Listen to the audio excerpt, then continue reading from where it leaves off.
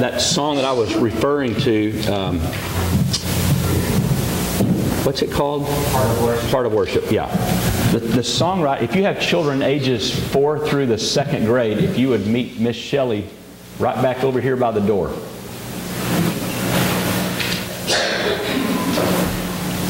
Anyway, that song, The Heart of Worship, if you understand why it was written, it makes more sense. Because when you sing it without knowing, it's like, wow, that's strange.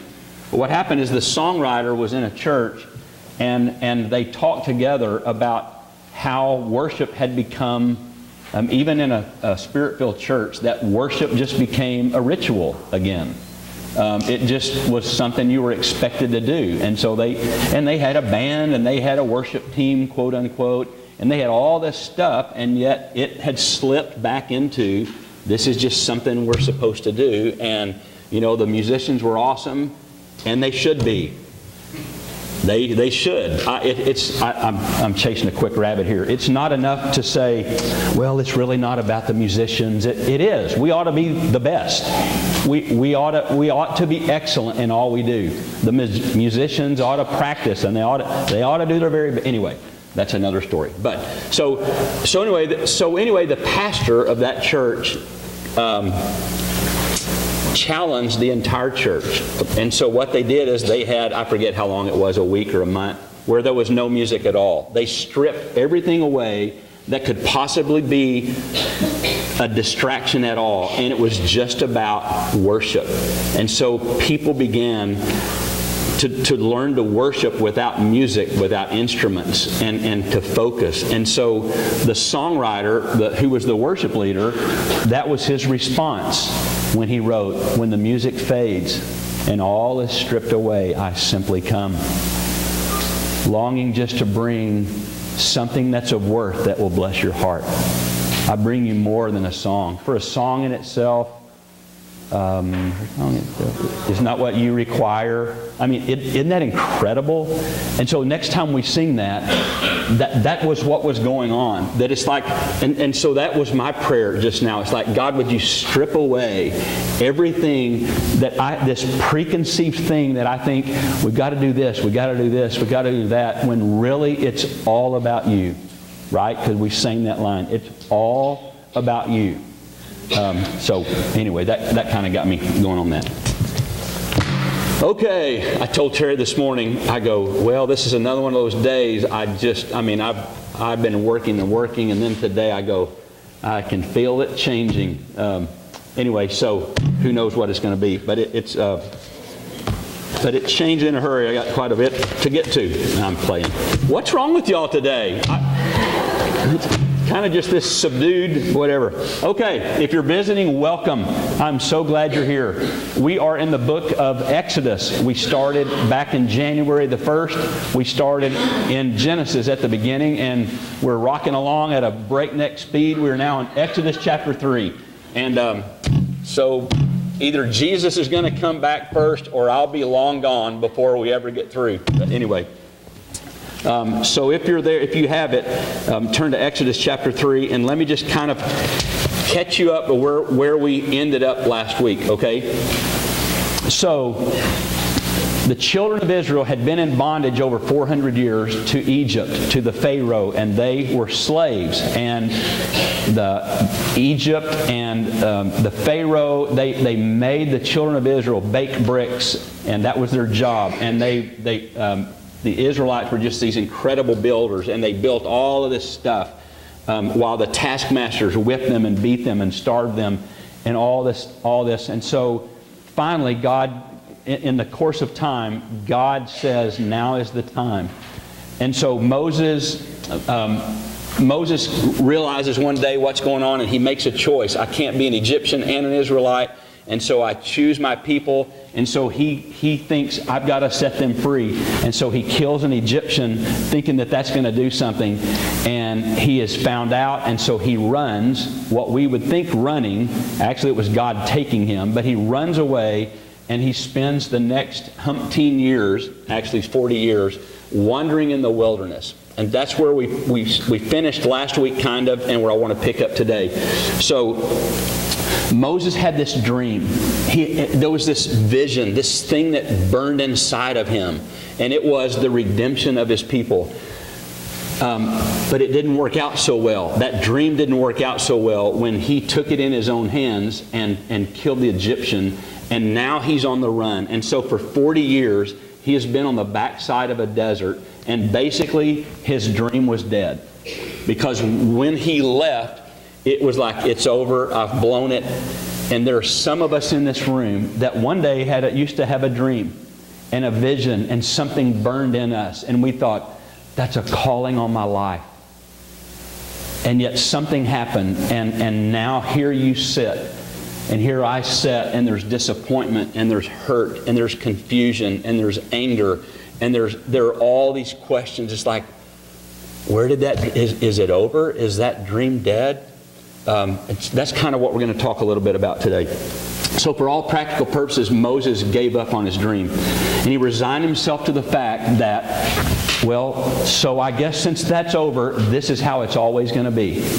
Anybody else think that sometimes? This is just, it's always going to be this way. Yeah. Thank you, Michael. You're the only one in the room. That a boy. All right. Can you move to the front row, and you and I will have this? Okay. So he resigns himself to that all hope is lost, and so he finds a new way to live life. Okay, I'm gonna shepherd sheep, and so he starts shepherding these sheep, and that didn't go so well either, because if you read the fine print, it talks about that he still shepherded Jethro's sheep after 40 years. I mean, you would think somewhere along that he might, get enough to get one for himself, and then get a pair, and then they have babies, and then he would have his own little flock after 40 years. But he didn't. He just still shepherded. And so he found a way just to hunker down and just go, okay, this is just how it's going to be. He had given up all hope of everything and just made do with what he had. He was tending sheep for someone else. You know what he was really doing? He was raising someone else's dreams. When ours die, we just settle in to raise someone else's dream.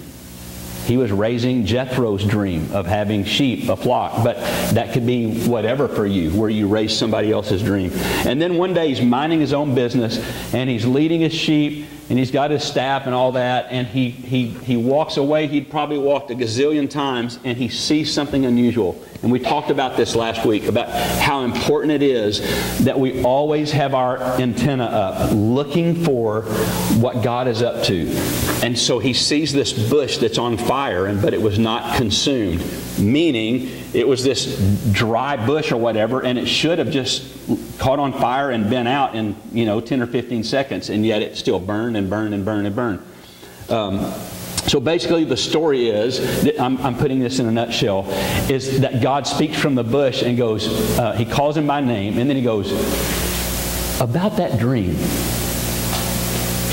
And all of a sudden God brings the dream back up that Moses for 40 years had thought was over. The dream about the children of Israel being redeemed and delivered. See, here's the thing. I'm getting ahead of myself.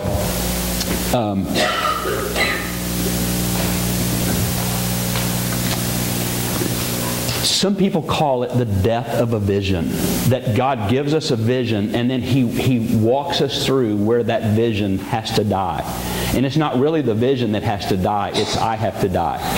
My self-confidence, my trust in myself, my flesh, what I would have done with that dream had it come to pass at that time, it would have been a train wreck. And yet God lets that dream, quote, die when the dream never died. And it never died in Moses. He thought so, and he hoped so, and he arranged his life so that he could keep pushing that down, because why? Because I failed. I killed someone. I aborted the dream. All of these things. And so he pushes it down, and he thinks it's dead, and yet one day this bush burns, and here it comes again. But he's a different man. He's not the Moses he was 40 years earlier when he goes out and goes, I'm going to take this in my own hands. I'm going to deliver. You know why? Because he was too strong. Moses was too strong then. And God does not need your strength. He does not need my strength. He does not need my self-confidence. And what's sad is that slipped into the church. It really is. It's slipped into this humanistic, whatever thing that has slipped into the church. It's like, it's about you and self-confidence and pick yourself up by your bootstraps and God's going, that's not, see, God's looking for bruised reeds.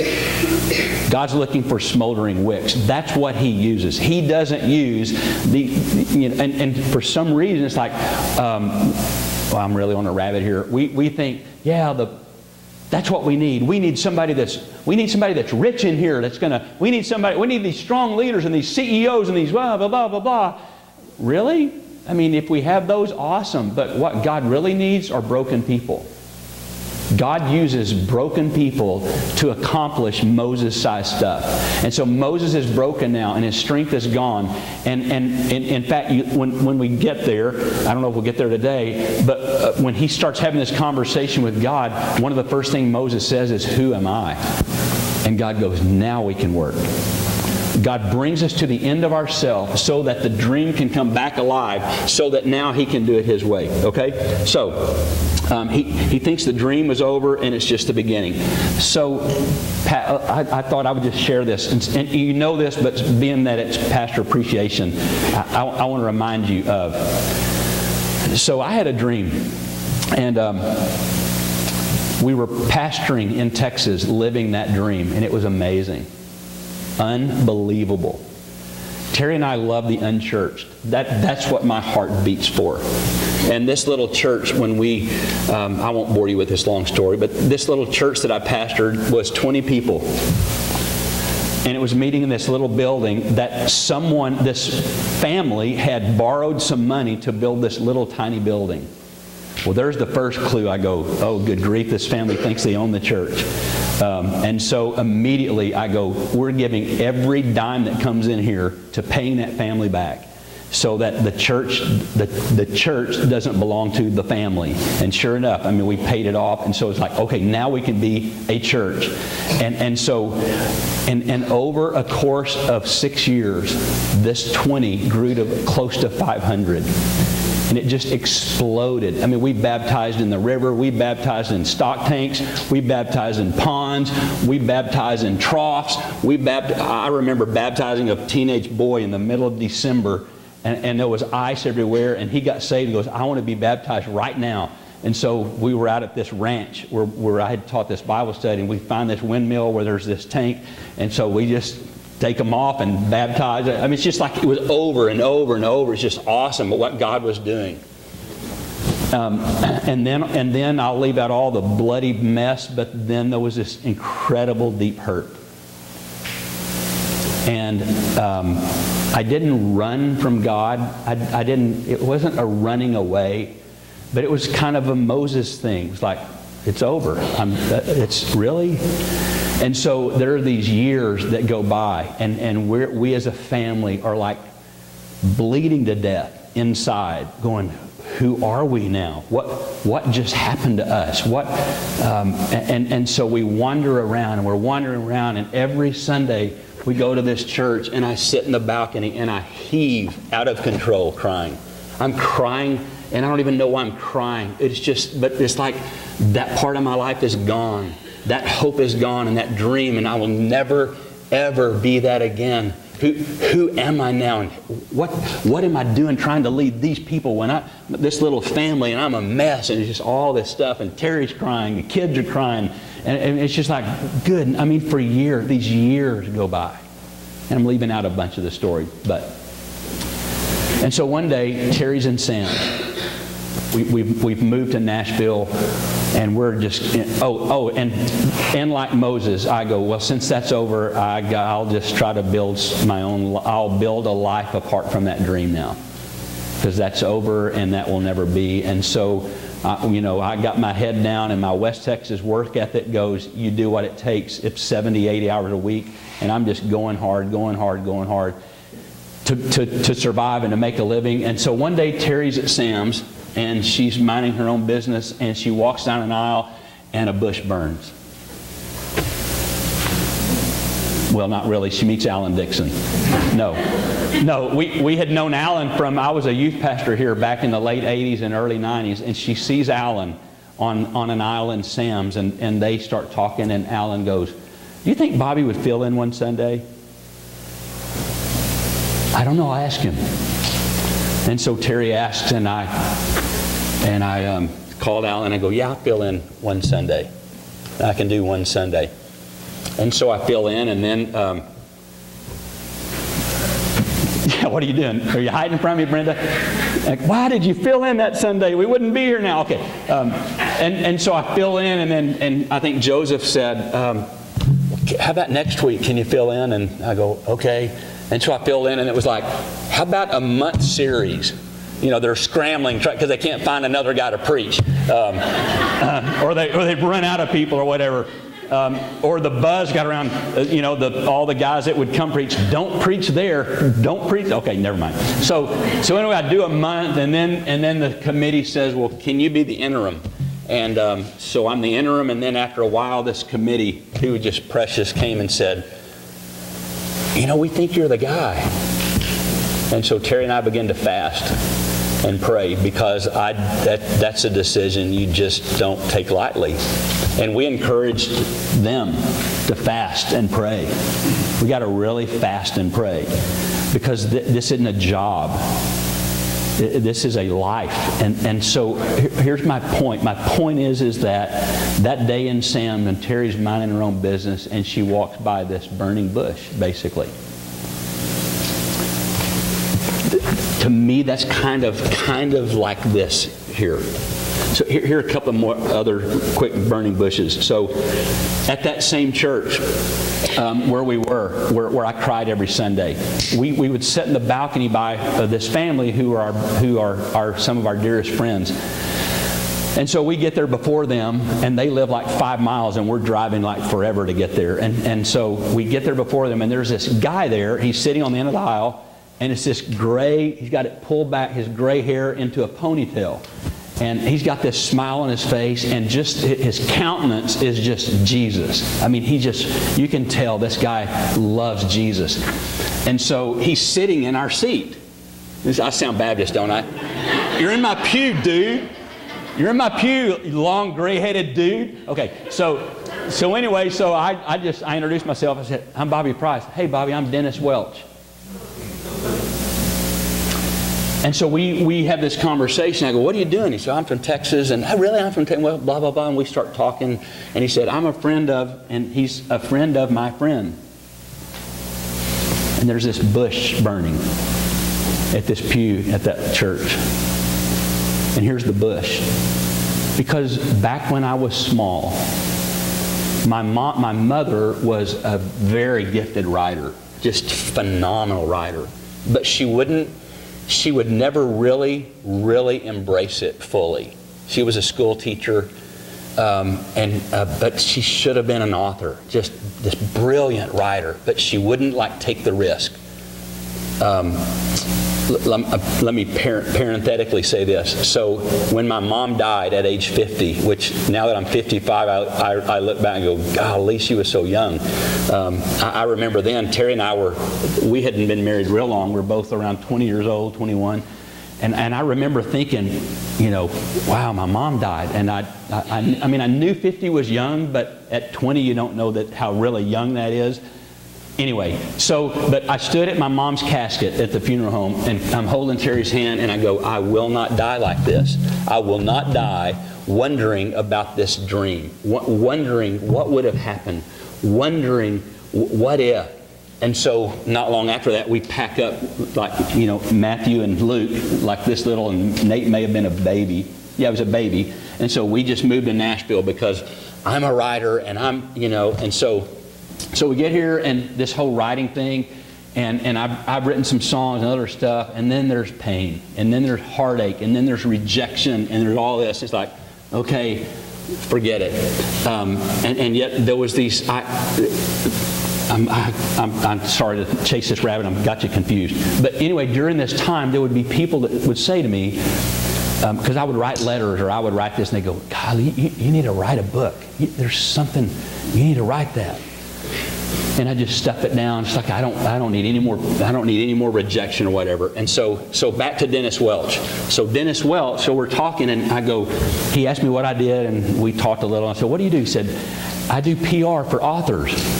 But really? He goes, yeah. And so that began this relationship, and he began to encourage me, and I started writing this thing, and it's like this bush burned again, and hope returns. And one night we're at this, and I've told you this one, I'll make it quick. So one night, Terry and I go to this fundraiser for a ministry, and we had RSVP'd, and we took Hannah and Abby with us. And so we get there, and Terry goes to say, check in, and we're here, and they go, I don't find you.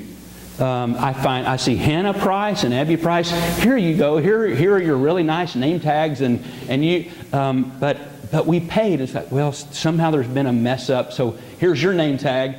Peel it off, write it on there. And so these girls got these beautiful name tags, and so we got these little sticky things. And so we walk in, and they set up this table at the back of the room, and they kick the legs and set it up. And so here we sit at this, really bad table that's with nothing on it, while the girls who didn't pay, we paid for them. They're $100 a plate. And so they're sitting at our table eating our good food with flowers and all this beautiful. It was beautiful, and we're back there with the plastic stuff. So anyway, Terry and I are sitting there. She's going, God, we could do this at home. and so pretty soon, here's this guy coming, and he has on a sticky name tag, and his name's Tom. And so, hey, Tom, and so we start talking, and we know who it is because his girls and our girls are friends, and we've known about this guy for years, and all of a sudden the bush goes, and it burns and is not consumed, because in this conversation with our plasticware at the plastic table with no tablecloth and no anything in our little folding chairs, hey, I'm a songwriter, and y'all are songwriters. Here's my number. Could you call me? I want to hear some songs. So the next day I call him, and I take him 2 of mine and 2 of Terry's, and he hears mine. He goes, yeah, those are okay. Let me hear Terry's. And he hears them, and he goes, go home and have her call me immediately. And it begins this thing in her that once had burned as a girl. And as a freshman in college, when I fell in love with her, when she was playing this piano. Anyway, for another day. But for somehow this dream died, and this hope died, and it got pushed down and pushed down, and for years and years and years was left alone. And she had kind of begun to dabble and stuff, and he hears these things, and he goes, have her call me immediately. And this guy, sitting at that table where the bush burned, took her in under his wing, and has gone, I am going to see to it that everybody hears what I hear. Unbelievable. Okay, so here's the point. The point is that there's this, God has given and deposited in you and in me a destiny and a vision and a dream. And life comes and we like we think that it kills it, and we push it, and we hurt, and we're in pain. And then one day God goes, let's talk about this. That dream that you thought was dead, that's not dead. But what I've done is I had to get you dead, basically. I had to kill that in you. You know what? Because if God had given me what I thought back there when I was this smart aleck, cocky 21-year-old going to take Nashville by storm or whatever, oh, good grief. And yet, through the sweetness of God, He kills that thing so that it can come and be what it was intended to be all along. Are you with me so far? Okay.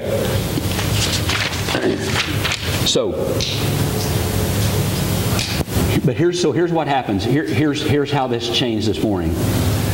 So this bush is on fire. This dream is alive. And so here's what happens. A bush is on fire. And we got to put the bush out. We got to put the fire out.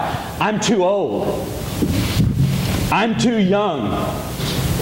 I'm not educated enough. I'm underqualified. I'm overqualified. I don't have enough money. I don't know the language. I don't know where that country is. We got all of these things when God gives us this dream, and we start putting it out. Extinguishing this fire when God goes, don't put it out. And then here's what happens. What happens is when we put ours out because of pain or whatever, and now because it's unbearable, then we begin to do it to each other. We begin to put each other's out because we're so miserable, and I can't stand to see you have a dream.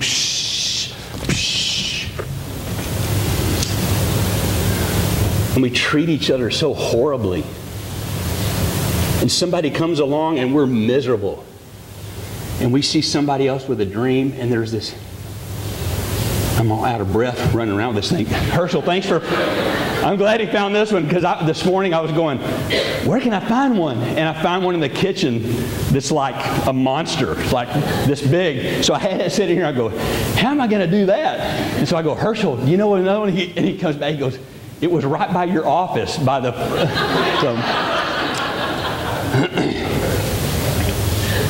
Another way we extinguish is like, what will people think? What will my family think?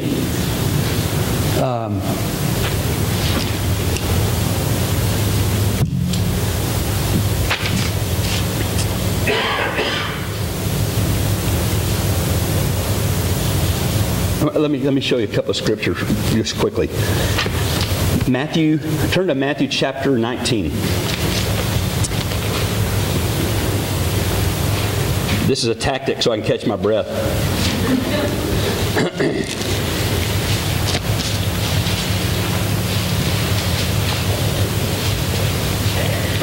Matthew chapter 19, let's start in verse 16. So I'm talking here just quickly, a couple little stories to show you about extinguishing the fire, okay? Now a man came up to Jesus and asked, "Teacher, what good thing must I do to get eternal life?" "Why do you ask me about what is good?" Jesus replied. "There is only one who is good. If you want to enter life, obey the commandments." "Which ones?" the man inquired. Jesus replied, "Do not murder, do not commit adultery, do not steal, do not give false testimony, honor your father and mother, love your neighbors yourself." Jesus is making it hard on him. I mean, it's like this answer, like, what? I've kept all these things," the young man said. "What do I still lack?" And Jesus answered, "If you want to be perfect, go sell your possessions and give to the poor, and you will have treasure in heaven, and then come follow me." And when the young man heard this, he went away sad, because he had great wealth. Extinguished, a dream extinguished. Okay, let's keep going. Matthew chapter 13. Turn back to the left, and I'll put all this together in a second. Matthew chapter 13. Verse 53.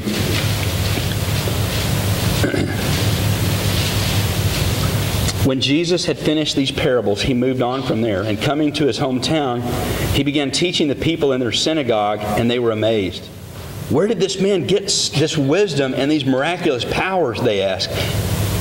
"Isn't this the carpenter's son?" Okay, they got the extinguisher out now. Okay, so there's this fire blazing, and the fire's name is Jesus. And Jesus has been doing these miracles, and he's showing the world what the Father's heart looks like. And he's working miracles, and he's meeting needs, and he's feeding, and he's clothing, he's doing all of these things. And now all of a sudden, the people go, "Isn't this the carpenter's son? Really? Isn't his mother's name Mary? And aren't his brothers James, Joseph, Simon, and Judas? Aren't all of his sisters? Him? Really?" And they're putting the fire out. "Where did this man get all of these things?" And they took offense at him. Watch this.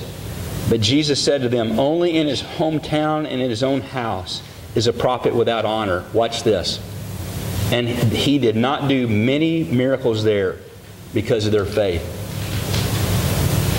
Listen, when we begin to extinguish, when we extinguish things in each other, when we extinguish in ourselves, but primarily when we begin to extinguish what God wants to do, this same thing happens. He moves on. He has to move on because he can't do anything. We've tied his hands. Let me show you another one. Mark chapter 5. Turn to the right. Mark chapter 5.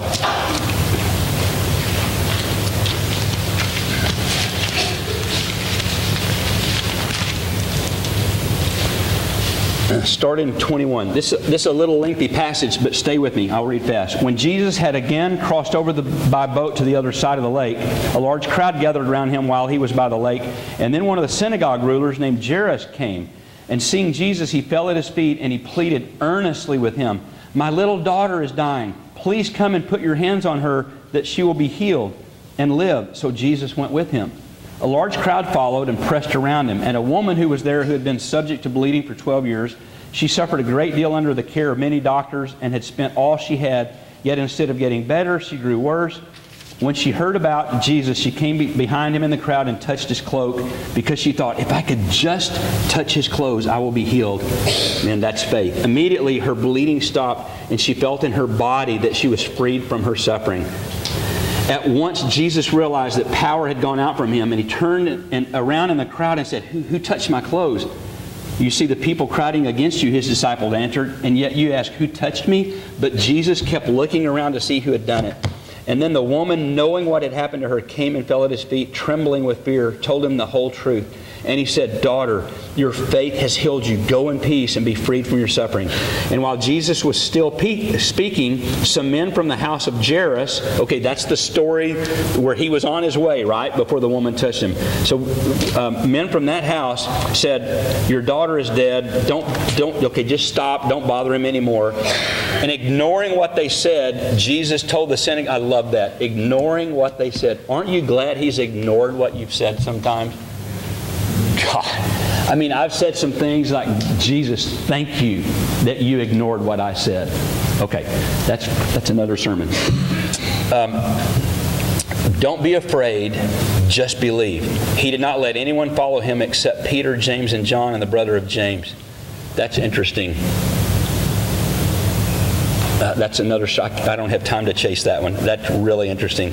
And when they came to the house, listen, I will say this though. I want to live my life. I want to live with my faith. I want to live with a level of trust and belief. I want to live in a relationship with the Holy Spirit to where He can trust me and depend on me so that I would be one of those. Does that make sense? That sounds so arrogant, and it's not arrogant at all. It's like I want to be in on the things that Jesus goes, I can only take a few here. Hey, here, I mean, it's like, okay, Bobby, you come with me, and and so I press in, and I mean, I'm after it so that I can, anyway, okay, you get the point. Jesus saw a commotion. Okay, so he takes them. When they came to the home of the synagogue ruler, Jesus saw a commotion with people crying and wailing loudly. He went in and said to them, "Why all of this commotion?" Okay, remember, they had these professional mourners. All right, so when somebody died, and the girl had just died, but somehow the mourners had already showed up. Oh, wah, wah. And so that's their job. They get paid. What a gig. They get paid to come and cry and wail. And so Jesus shows up and he goes, "What's all the commotion and wailing? The child is not dead but asleep." What? But they laughed at him. Uh-oh. Let's look at what happens when you laugh at Jesus. And after he put them all out. Ooh.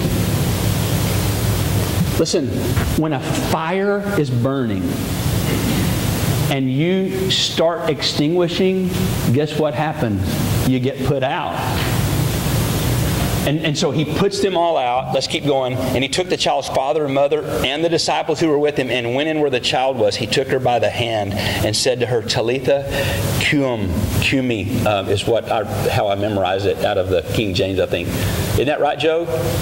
Amen. I got an amen from Joseph. You can bring your offering now. Okay, I'm playing. Okay, Talitha cumi, which means, little girl, I say to you, get up. Wow. And immediately the girl stood up and walked around. She was 12 years old. At this, they were completely astonished. And he gave strict orders not to let anyone know about it and told them to give her something to eat. That's awesome. And so Jesus left there and went to his hometown accompanied by his disciples. And when the Sabbath came, he came to teach in the synagogue, and many who heard him were amazed. What I'm trying to let you do is see the difference, okay? And where did this man get these things, they ask? What's this wisdom that's been given him that he even does miracles? Isn't this the carpenter?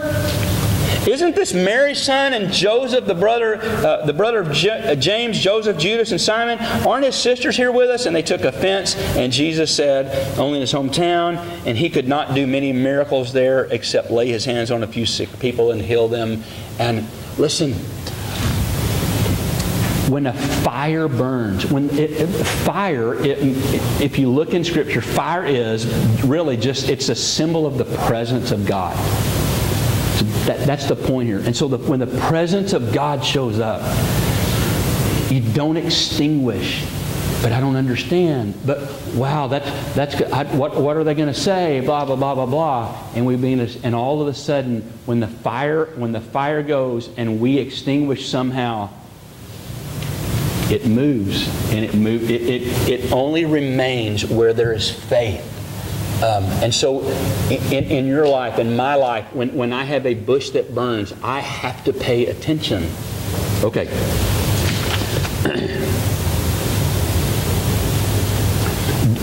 There are some things that in all of us, that there are certain actions that we have taken that we regret. And there are some things in my life, that some of the things I've done that I regret. But can I tell you that there are some things that I haven't done that are really, really, really regretful?